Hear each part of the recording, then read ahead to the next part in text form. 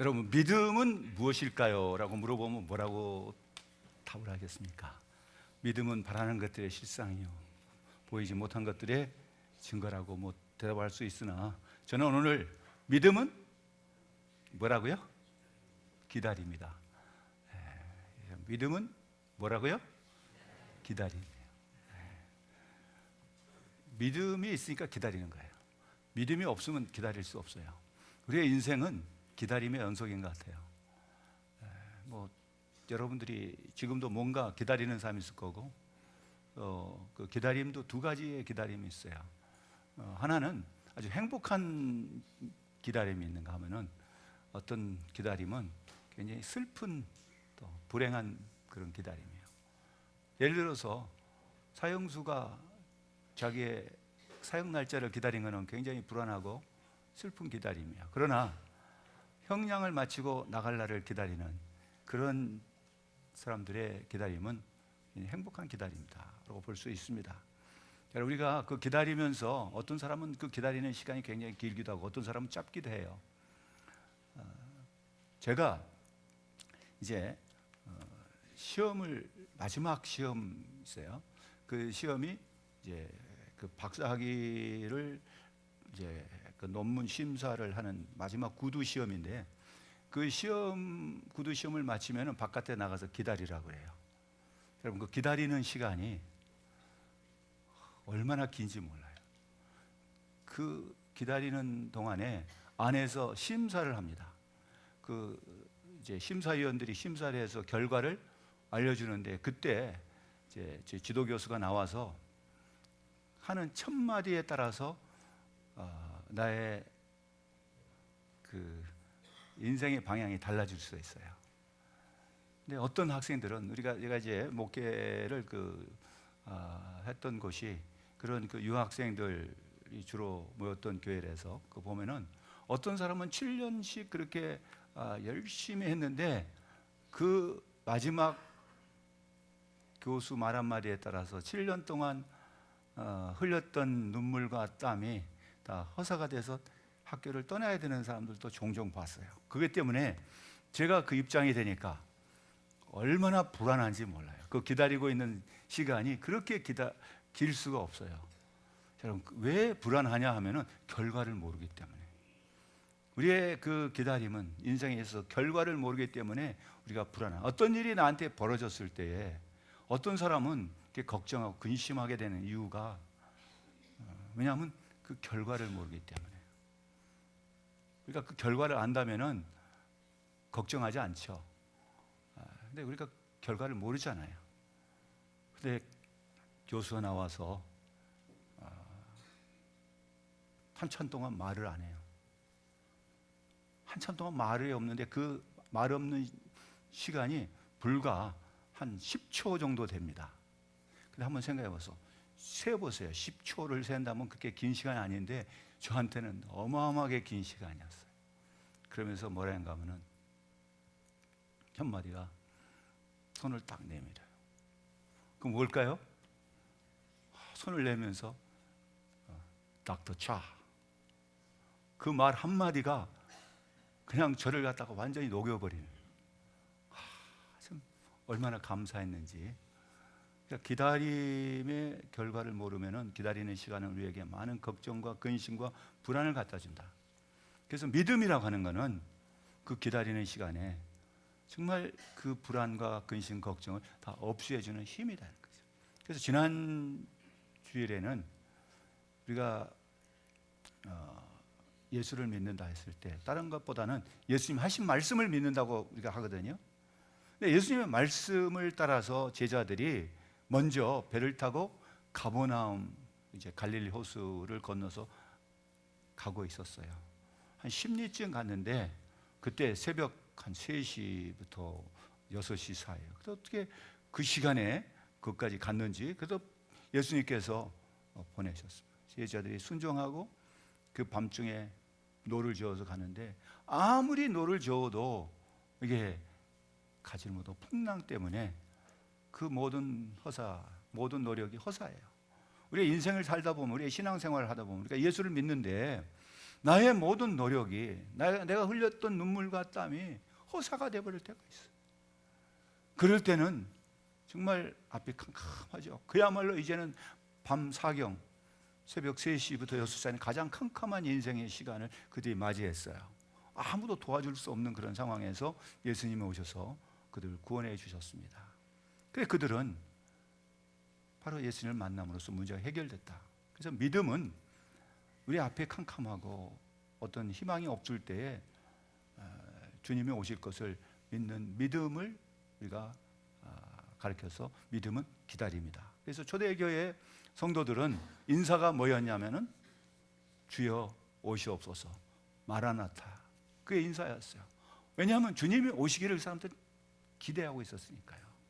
여러분, 우리의 인사가 정말 주님 오시기를 기다리는 그런 사람들도 많을 겁니다. 주님이 빨리 오셨으면 좋겠다. 내 인생의 모든 근심과 걱정이, 내가 겪고 있는 이 고난의 시간이 빨리 끝나버렸으면 좋겠다. 그러면서 주님 오시기를 기다리는 그런 성도들도 있을 겁니다. 그래서 오늘 말씀을 통해서는 우리의 인생에 있어서 내가 기다리는 그것이 어디냐 하면은 길갈이다. 그래서 길갈에서 있었던 일을 말씀을 드리려고 그래요. 그래서 호세아서 4장 15절을 보면은 이런 말씀이 나와요. 너희는 길갈로 가지 말며 벳아웬으로 올라가지 말며, 그런 말이 나와요. 왜 길갈로 가지 말아라 했을까? 길갈이 어떤 곳이었는데 길갈로 가지 말아야 했을까? 벳아웬, 그것은 뭐였냐면 베델이었어요. 하나님의 집이었어요. 근데 그곳이, 길갈과 벳아웬이 이제 베델이 변해서 벳아웬이었어요. 그게 바로 하나님의 집이 변해서 그야말로 이제 이방 신들을 섬기는 그러한 소굴이 되어버렸어요. 그곳에 가지 말라. 근데 우리가 이제 길갈이 어떤 곳인가? 여기서 먼저 그 부분을 우리가 한번 생각해 보자고요. 성경을 보면은 우리가 역사적으로 또 혹은 어떤 이제 과정에 있어서 전환점이 있어요. 그 인생의 전환점처럼 그것이 성경의 어떤 장소일 수가 있고, 또 때로는 어떤 시간일 수가 있는데, 때로는 장소예요. 그것이 이제 길갈인데, 첫 번째를 지금 한번 생각해 볼 수 있는 것은 이스라엘 백성들이 애굽에서 나올 때에 어떤 일이 벌어졌을까요? 그들은 이제 모세의 인도함을 따라서 홍해 앞에까지 왔습니다. 홍해 앞에 도달했을 때에 뒤에는 이제 애굽 군대가 쫓아옵니다. 그들이 애굽에서 나올 때 얼마나 기쁨을 가지고 나왔어요.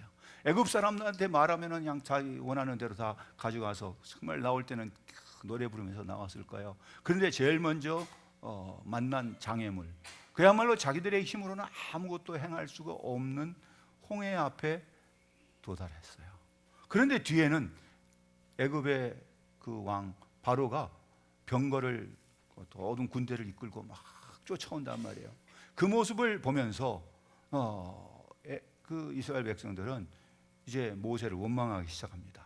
바로가 가까이 올 때 이스라엘 자손의 눈을 들어본 즉 애굽 사람들이 자기 뒤에 이른지라 이스라엘 자손이 심히 두려워하여 여호와께 부르짖고, 또 그들이 모세에게 이르되 애굽의 매장지가 없어서 당신이 우리를 이끌어내요 이 광야에서 죽게 하느냐, 어찌하여 당신이 우리를 애굽에서 이끌어내어서 이같이 하느냐 하면서, 우리가 당신에게 애굽에서 했던 말이 이런 말이 아니냐, 우리를 내버려 두라, 우리가 애굽 사람을 섬길 것이라 하지 아니하였느냐, 애굽 사람을 섬기는 것이 광야에서 죽는 것보다 낫다.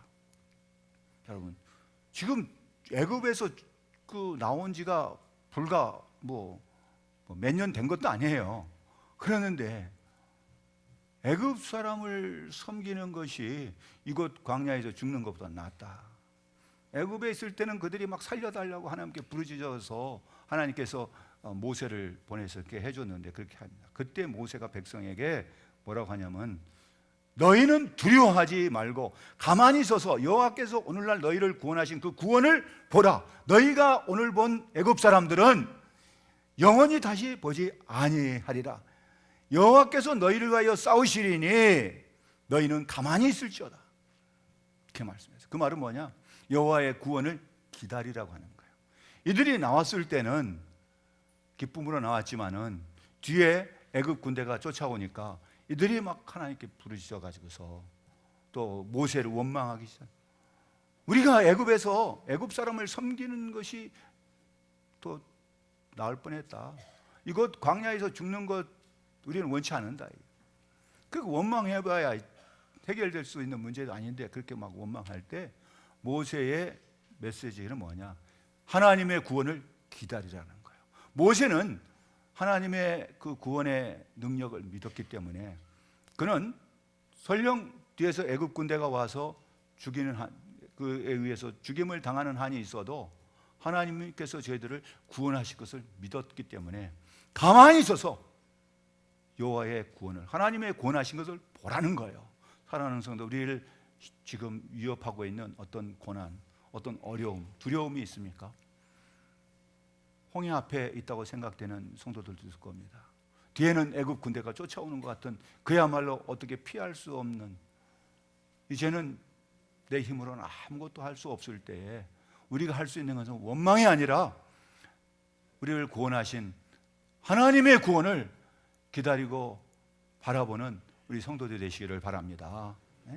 근데 이 사람들이 광야를 또 40년 동안 지나왔어요. 광야 40년을 지나오는 동안에 많은 걱정이 있었죠. 이 사람들이 광야 40년을 지나오다가 이제 요단강 앞에 섰어요.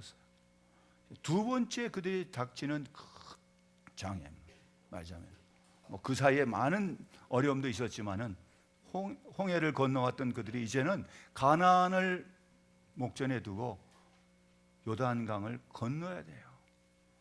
요단강을 건너야 되는데 그 마찬가지로 이제는 요단강을 어떻게 건너야 될까? 정말 힘들죠. 근데 요단강을 건너지 않고 있었을 때는 그들의 마음이 편할 수 있습니다. 왜냐하면은 그 건너가면은 가나안 7족속이 기다리고 있어. 가나안의 그 군대들이, 그 사람들이 이미 그 당시에 철기 문화가 있어가지고 병거를 갖고 있는, 무기로 말하자면은 최신 무기를 갖고 있는 그러한 그 가나안 땅에 있는 나라들이에요. 그 사람들이 기다리고 있는 거예요. 건너가면은 이제 전쟁을 해야 될 판이에요. 그런데 요단강이 있으니까 그 건너편 쪽에 있을 때는 그저 안심할 수 있죠. 왜냐하면 건너오는 사이에 뭔가 할 수 있으니까. 쉽게 생각하면 우리 한강이 있으면 한강 북쪽은 남쪽에 이렇게 나눠 있다고 생각하면 돼요. 근데 한강을 건너가야 돼요. 한강을 바라보면서는 저쪽에서 적군들이 올라오면은 한강을 건너와야 되니까 있는 동안 좀 편해요. 또 그 동안에는 그 광야 40년 동안에 하나님께서 구름 기둥 불 기둥에서 인도해 줬어요. 또 먹을 거를 줬어요. 만나와 메추라기를 주셨어요. 그렇기 때문에 그들은 그 동안에 그런 부분에서 너무나도 잘 40여 년 동안에 훈련이 되어 있기 때문에 걱정을 안 해도 돼요. 그런데 이제는 요단강을 건너야 됩니다. 그럴 때 제사장, 하나님의 임재의 상징인 법궤를 어깨에 메고 요단강 문에 발을 딱 딛는 순간에 갈라졌어. 홍해가 갈라졌어. 그걸 건너갔어요. 그리고 이제 그곳에다가 진을 쳤습니다.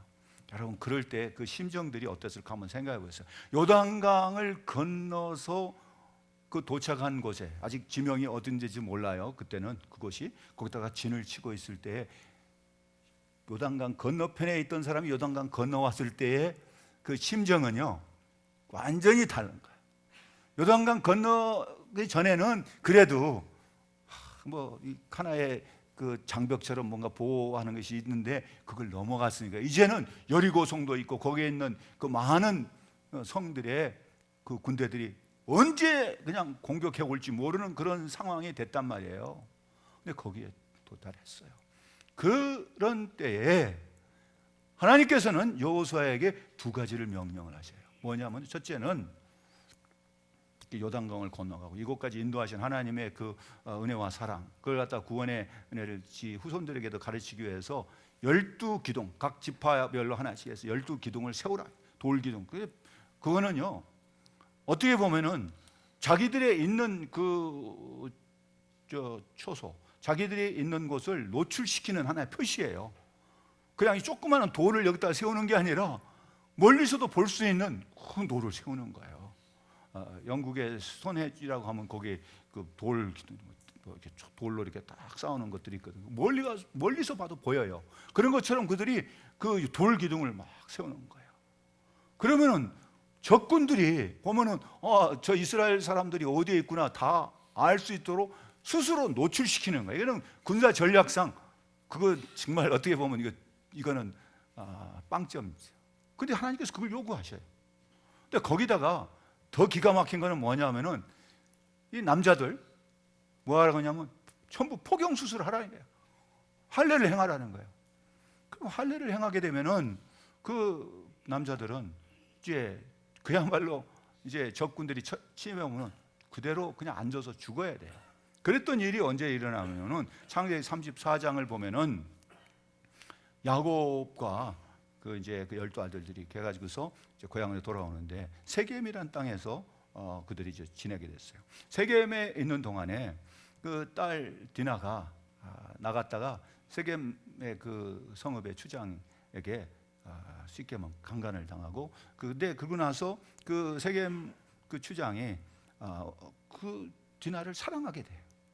그러니까 달라고 내가 책임지겠다 이제 나를 달라고 그랬더니 그 형제들이 가서 너희들은 할례를 받지 않았으니까 우리 줄 수 없다.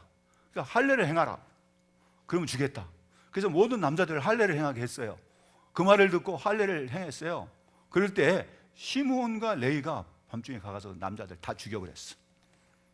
할례를 행하니까 그때는 고통스러워서 마음대로 움직이지 못하거든요. 그 사이에 가서 다 죽여버렸어. 그때 야곱이 이제 우리는 큰일 났다 하면서 그곳에 있지도 못하고 이제 다시 어디로 가냐면은 베델로 올라가자. 그래서 그 하나님을 만났던 그곳 야곱이 하나님을 갈 때 하나님을 만났던 그 베델로 가자. 하나님의 집이라는 그래서 그걸 올라가던 일이 있어요. 그래서 할례라는 그게 행하게 되면은 어떤 일이 벌어질 수 있었는가 하는 것을 이미 그들의 조상들 속에 그런 일이 있었기 때문에 그 일을 잘 기억하고 있는 거예요. 그럼 할례를 받는다 그러면은 다른 말로 표현하면은 이제 너희들은 죽었다고 복창해야 된다. 그런데 그걸 행하라고 그런 거예요. 여러분 여기 우리 군대에 갔다 오신 분들도 있고 우리 저기 고급 장교분들도 계시는데 그거를 전략이라고 군사 전략이라고 한다면요. 그런 전략을 갖다가 여호수아가 같이 이제 그 작전 참모들하고 상의를 한다고 하면은 야, 그 참 좋은 생각이다. 그렇게 하자 그러겠어요? 아마 그랬을 것 같아. 그랬으면 여호수아 정신이 좀 뭐 잘못된 거 아니야? 그렇게 얘기할 수 있죠. 왜? 그 사이에 언제든지 그 여리고나 그 주변에 있는 그 왕들이 동맹해가지고 쳐들어오면은 그냥 거기 있는 남자들은 다 죽어야 돼. 몰살당할 수 있는 거예요. 여러분 여기에서 우리가 뭘 가르쳐 줍니까? 생각해보세요. 하나님의 뜻은요, 내 생각, 우리의 어떤 가치관이나 우리가 주장하는 것하고는 전혀 맞지 않을 때가 있어요.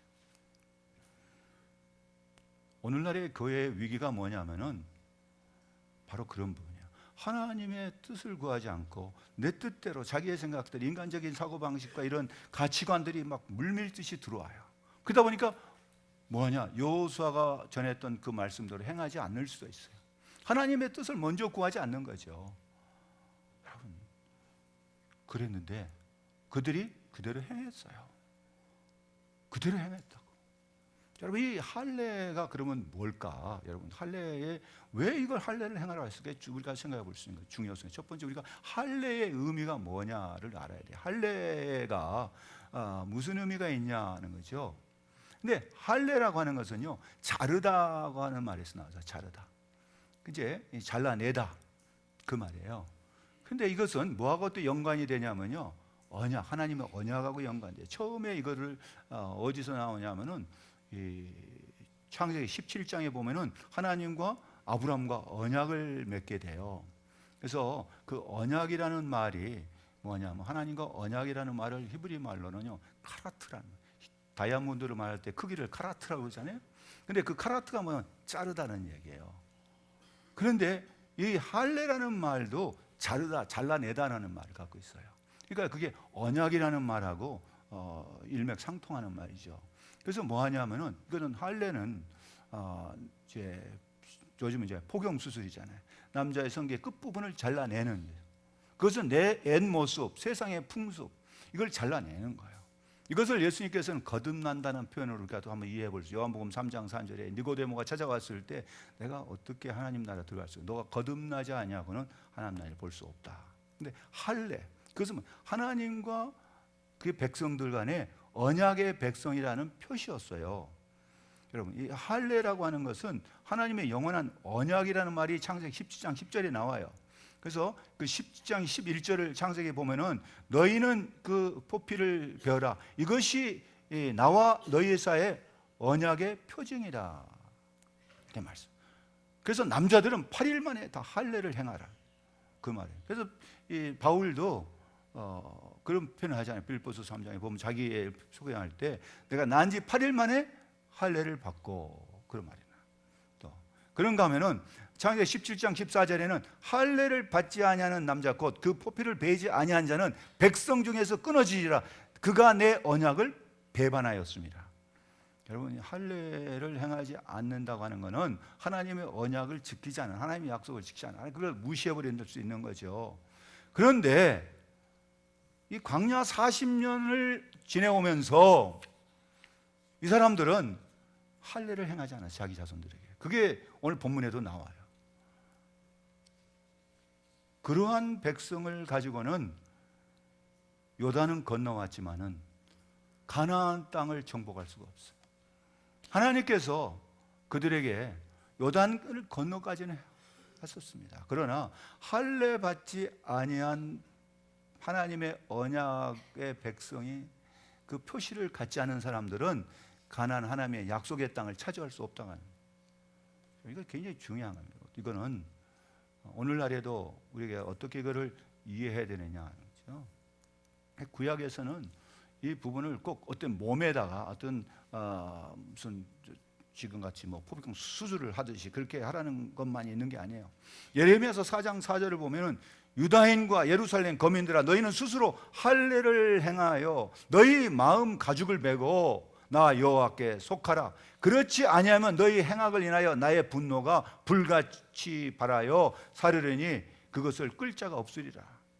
에스겔서 44장 9절에서는 나 주 여호와가 말하노라, 이스라엘 족속 중에 있는 이방인 중에 마음과 몸이 할례를 받지 아니한 이방인은 내 성소에 들어오지 못하리라. 여러분, 몸에는 할례 흔적이 있다 할지라도 마음에 할례가 없는 사람들, 이런 사람들은 빈 깡통과 같단 말이에요. 신명기 30장 6절로 10절 사이에는 마음의 할례를 받을 때에 마음과 성품을 다하여 하나님을 섬기고 사랑할 수 있다는 거예요. 그래서 요한복음 4장 24절에서 예수님께서 수가성에서 만난 그 여인에게 신령과 진정으로 예배할 때가 온다. 여러분, 그럴 때 이 말씀이 마치 뭐하고 연관시킬 수 있냐면 예수님께서 가식적인 그러한 모습을 했던 바리새인들을 향하여 회칠한 무덤이라고 했어. 그들은 몸에 어떤 그 할례의 흔적을 갖고 있습니다. 그러나 마음에 할례가 없어요.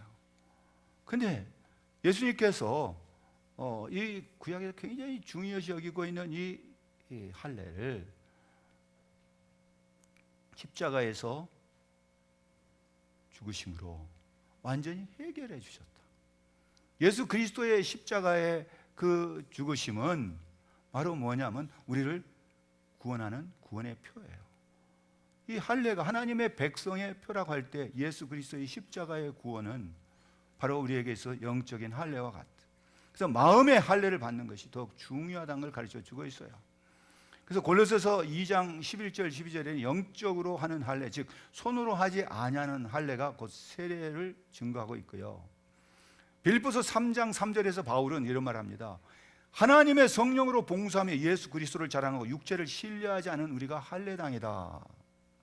왜냐하면 그 당시에 유대인들 가운데 예수를 믿는 사람들이 할례를 주장했거든. 근데 그게 그 할례를 몸으로 받느냐 안 받느냐, 그보다는 예수 그리스도를 믿느냐 안 믿느냐, 이제 그걸 굉장히 강조를 했어요.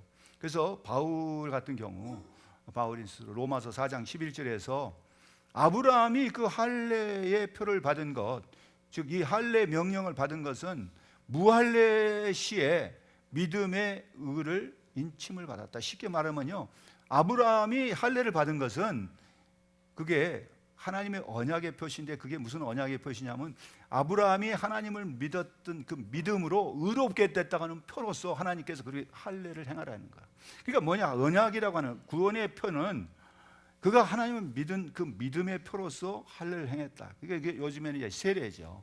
세례라고 하는 의미를 우리가 이제 구약 시대 할례하고 비교해 볼 수 있는데, 이거는 그야말로 뭐냐 하면은 우리가 어떤 그 내가 믿는 그 믿음의 표로서 할례를 받았어.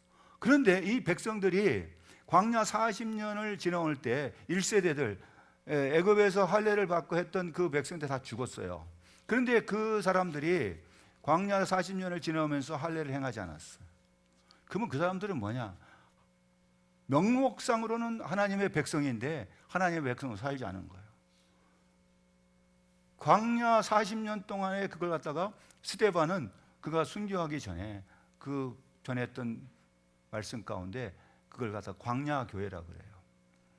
우리가 지금 광야 교회와 같다 할 수 있을 거. 우리가 교회예요. 교회는 구원받은 백성들의 모임인데, 그 백성들이 홍해를 건너왔어요. 건너왔는데 그 사람들은 할례를 받았지만은 자기 자녀들에게 할례를 받지 않으면, 그래서 할례 받은 사람 다 죽었습니다. 근데 할례 받지 않은 백성들이에요.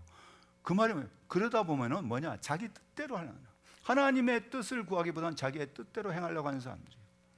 교회의 위기라고 하는 거 바로 그런 부분이에요. 하나님의 뜻에 순종하지 않은 사람들이 교회에 와서 자기 뜻을 자꾸만 주장하니까 광야 40년 동안에 모세에게 원망하고 모세를 대항하고 모세를 그 돌로 치러 가는데 한두 번이 아니, 그것은 모세 개인에 대한 도전이 아니라 하나님께 대한 도전이었어요. 왜 그냥 언약의 백성으로서 그들이 정말 하나님의 구원을 받았다는 데 대한 감격이 없이 사는 사람들이에요. 그러다 보면 어떻게 삽니까? 자기 생각대로 하는 거예요. 자기 생각이 옳은 대로, 그게 사사시대에 각자 자기의 생각이 옳은 대로 행하는 거예요. 광야 40년 동안 그렇게 살아왔어요. 이 사람들이 하나님의 은혜를 받아서 구원을 받아서 홍해바다를 건너왔는데도 그에 대한 것을 감사를 다 잊어버리고 뭐냐, 하나님의 뜻대로 하지 않았어요. 그 1세대들이 죽었어요 이제. 근데 2세대들이 누구야? 이 사람 할례 받지 않은 사람들이에요. 그게 오늘 지금 읽었던 말씀에 나와요. 한번 보세요. 뭐라고 그랬는가 하면은, 자, 4장에 5장을 보시면은요, 그 말씀이 나오잖아요. 자, 5장 5절 읽어보세요. 뭐라 합니까? 그 나온 백성은 다 할례를 받았으나 다만 애굽에서 나온 후 광야 길에서 난 자는 할례를 받지 못하였습니다. 그 다음에 6절, 이스라엘 자손들이 여호와의 음성을 청종하지 아니하므로 여호와께서 그들에게 대하여 맹세하사 그들의 조상들에게 맹세하여 우리에게 주리라 하신 땅, 곧 젖과 꿀이 흐르는 땅을 그들이 다시 보지 못하게 하리라 하심에 애굽에서 나온 족속 곧 군사들이 다 멸절하기까지 40년 동안을 광야에서 헤맸다. 굉장히 무서운 말이잖아요. 그들이 하나님의 뜻대로 행하지 않을 때 그 사람들은 다 광야에서 죽었어요. 근데 군사들이, 하나님 군사라고 했는데 그때 다 죽었어요. 근데 그 이제 후손들이에요. 그 사람들의 자녀들인데 그 부모가 그들에게 뭘 행하지 않았어요? 할례를 행하지 않았다. 하나님의 언약의 백성이라는 걸 그들에게 가르치지 않았다는 얘기예요. 이게 그렇기 때문에 우리가 참 집안에서 우리 자녀들에게 뭘 가르쳐주고 뭘 전수하고 뭘 유산을 주냐가 굉장히 중요한 걸 가르쳐주고 있어요. 여러분, 우리가 자녀들에게 물려줘야 할 것이 뭔가. 이들은 뭘 향해서 지금 가고 있냐면 광야 40년 동안 그들이 기다렸던 것은 가나안 땅이었어요. 가나안 땅을 향해서 갔는데 결국 가나안 땅에 들어가지 못한 거예요. 왜? 40년 동안 하나님 뜻대로 행하지 않았기 때문에. 그렇기 때문에 뭘 말합니까? 이것은 애굽에서는 구원해냈을지라도 하나님의 뜻에 순종하지 않을 때는 광야에서 죽게 만드신다. 그런데 그 백성들이, 또 남은 후손들이, 그 부모들이 할례를 행하지 않았어요. 하나님의 뜻을 가르치지 않았어요. 하나님의 그 백성으로서 살아갈 것을 가르치지 않았다는 거예요. 그러다 보니까 이제는 여호수아가 요단강을 건너와서, 요단강 건너편에서 왜 하지 않았을까? 여러분, 요단강을 건너올 때 행하고 다 건강을 회복해서 낫기를 기다렸다가 다 났으면 건너왔더라면 정말 좋겠죠. 그러나 하나님의 계획은, 하나님의 그 하시는 일은요, 우리의 생각을 뛰어넘어요. 우리의 계획을, 우리의 어떤 바라는 날을 그것대로 행하지 않는다. 그래서 우리가 중요한 거는요, 하나님의 뜻에 나의 생각을 맞춰야지. 내 생각에 하나님 뜻을 맞추려고 할 때 그 실패, 그게 광야의 40년 동안 삶이에요. 그렇기 때문에 지금 뭘 가르치냐면은 이 여호수아를 통해서 오늘 우리에게도 요단강을 건너왔어요. 불안해요. 이제는 정말 진짜 죽은, 이제 우리는 죽었다고 해. 왜냐면 이제 할례를 행했으니까 언제 이 사람들이 쳐들어와서 어떤 일을 당하는지 모르는 그런 상태에 지금 빠져 있단 말이에요. 하나님께서는 그걸 경험하게 하시는 거예요. 하나님께서는 그 백성들이 그동안에 하나님을 의지하지 않고 살았음을 깨닫게 하시는 거예요. 여러분, 그런 상황에서 그들이 의지할 수 있는 건 뭐겠어요? 자기 마음대로 움직일 수도 없어요. 전쟁 나면 다 죽어야 돼요. 이 전쟁의 작전을 얘기하면 0점이에요. 이거는 있을 수 없는 일이에요. 이건 이런 거를 하나님이 하시는 거예요. 왜 그럽니까? 그거는 그들이 할례를 받지 않은 거. 할례 받지 않았을 때, 할례를 행하지 않았다는 것은 바로 무엇을 의미한가를 가르쳐 주고 있어요. 그게 뭐냐? 할례라는 것은 하나님의 언약의 백성의 표시라 그랬잖아요. 하나님의 언약의 백성은 살지 않았다고 하는 그 사람들이 거기서 뭐하냐? 철저하게 뭐냐? 그 고통의 시간은 회개의 시간이에요. 하나님께 돌아가는, 하나님 붙잡는 시간이에요. 여러분, 나에게 왜 이런 일이 벌어질까 할 때 한번 생각해 보세요. 우리 가정에, 또 내 가족 중에 어려움을 당한, 왜 이런 일이 벌어질까? 나는 나름대로 하나님의 뜻대로 산다고 믿는다고 했는데 그게 과연 하나님이 원하시는 그 언약의 백성의 삶이었느냐? 내가 그렇게 한다고 했는 거지, 과연 그것이 언약의 백성답게 사는 삶이었냐? 아니면은 내가 만들어 놓은 내 믿음을 하나님의 언약이라고 해가지고 거기다가 맞췄느냐는 거죠. 지금 그걸, 그 시간이, 낫기를 기다리는 그 시간은 뭐 하는 시간이냐? 그들이 변화되는 시간이에요. 여러분, 그것이 어디냐? 저는 그 길갈이라는 것이 교회예요. 오늘 그것이 우리의, 여러분과 오늘 우리가 어디 있는지를 생각해 보자고요. 그래서 그때에 보시면은 여호수아 5장 2절에 뭐예요? 그때가 언제입니까? 그때가 언젠가를 1절을 보십시다. 1절을 보시면 언제 알 수 있어요. 읽어요. 5장 1절 뭐라고 합니까? 요단 서편의 아모리 사람 모든 왕들과 해변의 가나안 사람의 모든 왕들이 여호와께서 요단물을 이스라엘 자손 앞에서 말리시고 우리를 건너게 하셨음을 듣고 마음이 녹았고 이스라엘 자손들 때문에 정신을 잃었더라. 여러분, 이게 좀 굉장히 무서운 말일 수도 있어요. 이거 보시면 이게 뭐였냐? 여기에 그 요단강 물을 말리셨어요. 그래서 그 사람 건너왔다는 게, 그 소식을 듣고 나서는, 그걸 듣고 어떤 일이 벌어지냐? 마음이 녹았고, 그 말은요, 이게 마음을 굳게 해야 되는데 쉽게 하면 또 그 다음에 뭡니까? 정신을 잃었다. 이거는요, 혼수 상태에 빠졌다. 말하자면은 이 사람들의 마음의 갈피를 잡지 못하고 정신적으로도 어떤 의욕 상실, 완전히 그걸 통해서 지금 이 상태는 백성들이 몰라요. 여호수아도 몰라요. 이거는 무슨 말을 할 수 있냐? 하나님께서 이렇게 만들어서 그 사람, 지금 적군들의 그 왕들의 마음을 갖다가 이렇게 열어본 것도 아니잖아요. 근데 하나님께서, 여러분, 여기서 우리가 중요한 걸 우리가 가르쳐 주고 있는 게 뭐냐? 하나님께서 그런 상황에서 그 요단 건너서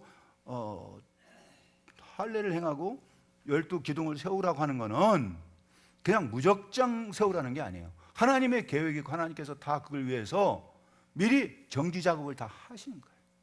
우리는 그걸 모르기 때문에 걱정하고 근심해요. 왜 걱정하고 근심하느냐? 그 말은 하나님의 뜻을 알지 못하기 때문에. 그 때문에 우리가 하나님의 뜻을 알고 순종하고 기다린 게 아니라 하나님께서 말씀하셨기 때문에. 내가 그거를 알지 못한다 할지라도, 하나님의 뜻이 무엇인지 나는 잘 알지 못한다 할지라도 하나님의 말씀하셨기 때문에 우리는 기다려야 돼요. 우리는 그대로 순종해야 된다는 거예요. 그런데 그 말이 내 생각에 안 맞아요. 내 생각에 내가 그동안에 경험한 거하고 그 내 작전하고는 이게 전혀 안 맞는 거. 그거 안 한다. 거부하면 어떤 일이 벌어질까 하는 것은 앞서서 말한 것처럼 할례를 행하지 않은 사람은 그쳐진다. 하나님의 언약의 백성에서 잘라버린다는 얘기예요. 근데 이거 아까 얘기했는데 할례라고 해서 잘라내는 거잖아요. 세상과 그런 것을 내가 잘라내야 되는데 그 백성들이 그렇지 못하면서 40년을 지금 살다가 이 약속의 땅에 발을 디뎠어요. 근데 그 사람들 가지고는 도저히 가나안에 정복을 할 수가 없어요. 그 사람들 가지고는 하나님의 뜻을 순종하지 않은 그 사람들 가지고는 가나안 땅을 정복할 수가 없으니까 뭐를 가르치냐면은 하나님의 뜻에 순종하는 걸 가르쳐요. 그래서 그거를 할례를 행하라는 거예요. 죽으면 죽으라는 거예요. 하나님 말씀하셨으니까 행하라는 거예요. 무조건 하라. 어떤 사람은 덮어놓고 믿지 말라는 표현을 하는데 우리가 어떤 거는요, 그 맞는 말이에요. 그러나 지금 하나님께서 말씀하신 대로 우리가 순종하는 거예요. 여러분, 내 생각하고 전혀 안 맞는 거죠. 그러나 하나님께서 뭘 했냐, 우리가 아까 얘기했지만 내 과정, 결과를 모르니까 근심하고 걱정해요. 세상 사람들은 그걸 가르쳐서 뭐라고 표현하냐면 우리가 살다가 어려움에 빠지고 슬럼프에 빠진다 그런 말 하죠. 그게 빠진다 그래요. 그게 바로 근심 걱정 속에 빠지는 거예요. 그걸 뭘 모르기 때문에 하나님의 뜻을 모르는데, 하나님께서 어떻게 행하실지 하나님의 계획을 모르기 때문에, 그 말은 뭐야? 믿음이 약하기 때문에, 믿음이 없기 때문에. 왜 왜 염려하느냐, 왜 의심하였느냐. 물에 빠졌던 그 베드로를 건져주면서 예수님께서 믿음이 작은 자여 왜 의심하였느냐. 믿음이 없어. 믿음이 의심해요. 여러분, 크고 작은 믿음보다는 주님을 믿는다고 할 때는 물에 빠지는 것이 아니라 물을 걸어가는 거예요. 그런데 우리는 그 속에 빠져가는 거예요. 빠지면 안 되는 게 의심 속에 빠지면 안 되는 거예요. 내 생각 속에 빠지면 안 되는 거예요. 우리는 하나님 말씀에 순종 속에 빠져가야 돼요. 하나님의 약속을 믿는 믿음 속으로 빠져들어야 됩니다. 그럴 때 어떤 역사가 있어요? 여호수아 말대로 다 순종했어요. 여호수아가 똑똑해서가 아닙니다. 저는 여기에서 그 여호수아가 함께했던 천부장들, 또 거기에 있는 그 군대로 말하자면 작전 참모들이 참으로 훌륭한 사람들이다. 거기에 대해서 거부하거나 반대하거나 그걸 못하게 한 게 아니라 그대로 순종했잖아요. 그리고 그들이 뭐합니까? 낫기를 기다리고 있었어요. 여러분, 그거는 위기입니다. 낫기를 기다린다는 표현은 그 기다림은 위기예요. 그들에게 찾아온 최대의 위기가 지금 그 순간이에요. 낫기를 기다리는 순간에 여리고에서 막 쳐들어와 봐요. 다 죽어요. 그런데 이들이 뭐합니까? 기다리는 거예요. 기다릴 수 있었던 건 뭡니까? 에스더 말대로 죽으면 죽으리라. 하나님께서 하신 대로 순종했으니까 그 말씀대로 기다리고 있는 겁니다. 그럴 때 하나님께서는 어떤 역사가 있어요? 그들의 마음을 다 녹여버렸어요. 그들을 갖다 정신 상태를 갖다 완전히 그냥 의욕 상실로 만들어서 싸울 마음을 요만큼도 갖지 못하게 하고 공격하겠다는 생각조차도 없게 만들어버린 거예요. 정신을 잃게 만들어버렸대요. 여기서 말하면은 여러분, 믿는 자에게는 하나님께서 이어가던 역사, 오늘날도 일어날 줄 저는 확신합니다. 사랑하는 성도, 우리가 뭐를 믿느냐가 중요한 겁니다. 어떻게 믿느냐가 중요한 거예요. 거기에 내 생각을 조금이라도 가미시키면 베드로처럼 물속에 빠져가는 거예요. 의심이 들어가요. 우리가 빠져야 할 것은 의심 속에 빠져가는 게 아니라 믿음 속에 빠져가 순종 속에 빠져가는 우리 새순교회 성도들 되기를 바라요. 여러분, 그럴 때 무슨 역사가 나요? 하나님께서 그런 모든 근심, 걱정, 염려를 다 맡아서 다스려 주셔요. 그게 베드로가 했던 고백이잖아요. 베드로전서 5장 7, 너의 모든 염려를 다 주께 맡겨버려. 이는 그가 그걸 다스린다, 케어하신다. 이걸 갖다 다 관장하신다는 얘기예요. 우리의 염려, 근심거리 그걸 할 거 없어요. 여러분, 염려한다고 키가 자랍니까? 염려한다고 먹을 것이 생깁니까? 염려하지 말라. 여러분, 오늘 이 말씀 속에서 우리가 주고 있는 거, 그럴 때 무슨 일이 벌어졌냐? 그렇게 다 순종했을 때 그곳의 이름을 잡고, 그곳에 이름도 없었던 곳이에요. 무명의 장소였어요. 근데 그것을 뭐라고 했는가 한번 봅시다. 자, 5장 9절 가서 읽어봅시다. 뭐라 합니까? 여호와께서 여호수아에게 이르시되 내가 오늘 애굽의 수치를 너에게서 떠나가게 하였다 하셨으므로 그곳 이름을 오늘까지 길갈이라. 여러분, 길갈이 어떤 것이에요? 여러분, 길갈은 할례를 행한 곳에서 끝난 게 아니에요. 그 할례를 행하면서 그곳의 이름을 길갈이라 했는데 그 의미가 뭐냐? 너희의 수치가 떠나갔다. 길갈이라는 말의 의미는 이거 뭐냐? 부르다는, 또 그게 이제 그 길갈이라는 그 말의 의미가 여기 보면은 성경에 거기에 길갈 해놓고 뭐라고 써져 있냐면 2번 번호가 있어요. 2번인데 그 밑에를 보냐면은 2번 굴러가다. 여러분, 수치가 굴러가다. 수치가 굴러가다. 수치가 떠나가다. 여러분, 이 길갈에서 비로소 어떤 일이 벌어지냐면은 이 수치가 떠나갔어. 그 동안에는 이 사람들이 거기 오기 길갈까지 오는 과정에 이 백성들이 애굽의 수치를 안고 살았던 사람들이에요. 그거에 대해서 선언을 해요. 이제서 비로소 너희들의 애굽의 수치가 떠나갔다. 이게 굉장한 하나님의 은혜예요. 이 선언이 구원의 선포일 수 있어요. 자, 여러분, 수치라는 말은 무슨 말이 수치냐? 수치를 뭘로 표현할 수 있냐면요, 본래 모습을 상실한 거예요. 원래 이렇게 돼야 되는데 원래 모습이 상실해. 또 예를 들어서 저와 아내와의 관계가 부부의 관계인데 원래 그 모습은, 부부는 부끄러울 것이 없어요. 그런데 부끄러워졌어. 아담과 해와가 하나님께서 만드셨을 때 벌거벗었으나 부끄럽지 않았어요, 서로. 그랬는데 아담이 범죄하고 나서는 무화과 나무 잎으로 가리고 나무 밑에 숨었어. 그때 하나님께서 물어, 너 왜 거기 그렇게 하고 있냐? 그랬더니 벗었음으로 두려워하여 숨었나이다. 그게 뭐냐면 수치예요. 원래 상태를 상실해버린 거예요. 원래 상태를 상실. 여러분, 우리가 태어났을 때에 어떤 모습으로 태어났습니까? 벌거벗은 채로 태어났잖아요. 근데 지금 뭐 입고 있어요? 옷을 입고. 이게 수치예요. 옷을 벗고 있는 게 수치가 아니라 옷을 입고 있는 게 수치예요. 원래 모습을 상실했어요. 그런데 하나님께서요, 은혜를 베푸셨어. 이 아담에게 그 나무로 이렇게 가려진 것을 대신해서 가죽옷을 해 입으셨어. 가죽옷을 입으신 게 뭐냐? 양이 죽었잖아요. 무슨 동물이 죽었잖아요. 희생했잖아요. 그래서 그에게 옷을 입혔다. 그것은 뭐냐? 그것은 예수 그리스도의 상징이라고 봐요. 예수님이 죽으심으로써 그가 하나님의 은혜의 옷을 입었어. 저는 그래서 이 옷을 입을 때마다 저는 그런 말이에요. 하나님의 은혜에 감사. 내가 하나님의 은혜의 옷을 입습니다. 저희 양복을 우리 어느 집사님이 저한테 선물해 줬는데, 오래전에 선물해 줬어요. 그런데 이 옷을 입을 때마다 저는 옷을, 양복을 입는다 생각 안 하고 뭘 입는다 하냐면은 사랑을 입는다 그래요. 이 넥타이도 누군가 선물해 주셨어. 그래서 이 넥타이를 맬 때마다 보면서 주님 감사합니다. 나는 넥타이를 맨 게 아니라 사랑을 맵니다. 제가 신고 있는 신발도 우리 어떤 교인이 주신 거예요. 근데 신을 때마다 나는 신발을, 구두를 신는 게 아니라 뭐예요? 사랑을 신고.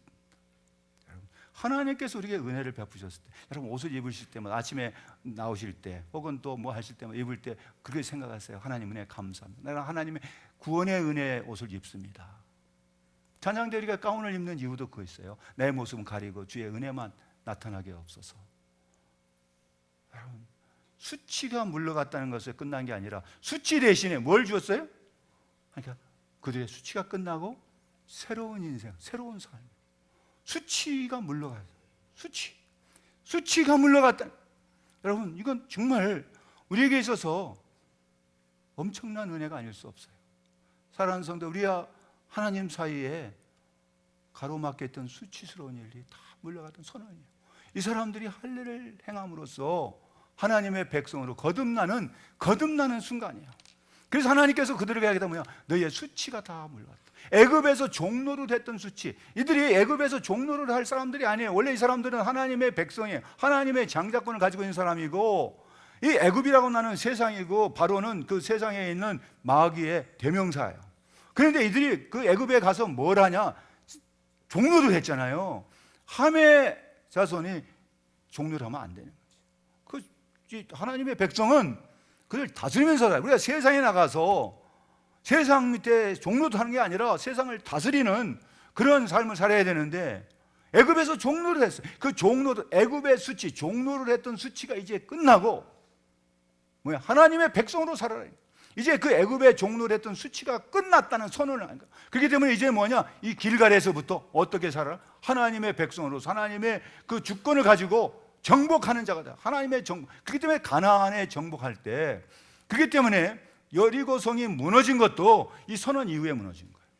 여리고성이 그냥 사람들이 가서 7바퀴 그래서 무너졌다, 그러기 전에 하나님의 이 선언이 있던 거예요. 하나님의 백성, 하나님의 그 이제 수치가 물러간 하나님의 언약의 백성들이 여리고성을 점령할 수 있었던 거.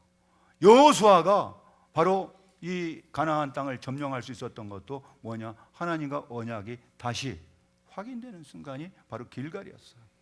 오늘 이 길갈이 교회의 모습입니다.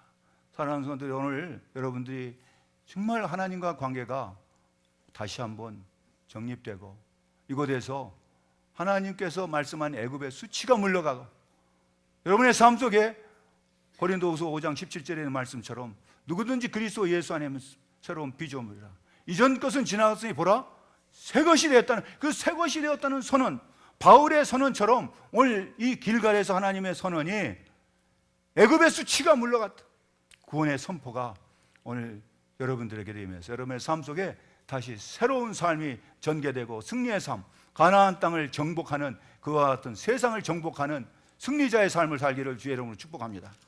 기도합시다. 하나님 아버지, 감사합니다. 우리의 삶